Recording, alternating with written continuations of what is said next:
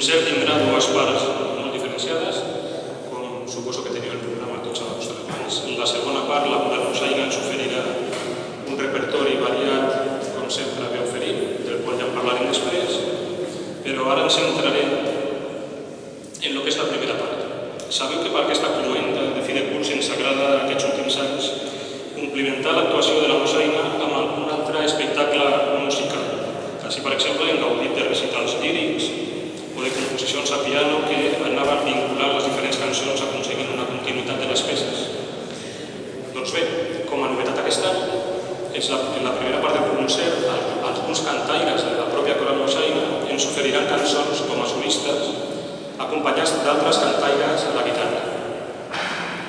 Voldria reconèixer el mèrit d'aquests voluntaris que amb gran dosi d'esforç, generositat i amor per la música i sense cap altra pretensió que fer-nos gaudir a tots d'uns moments especials i que estic segur que ens faran gaudir molt i que gaudim tots plegats de l'espectacle d'aquesta tarda.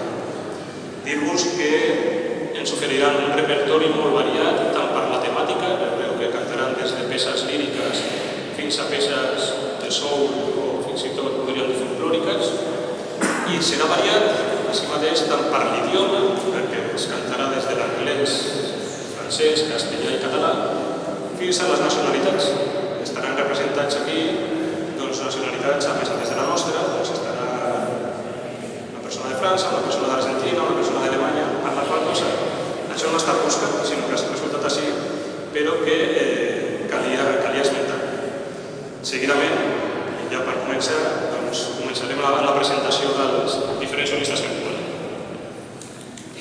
Molt bé, per començar el torn d'actuacions individuals tenim en primer lloc O mio bambino caro, traduït al català, o Estimat papà, de Giacomo Puccini dins l'òpera Gianni Schicchi.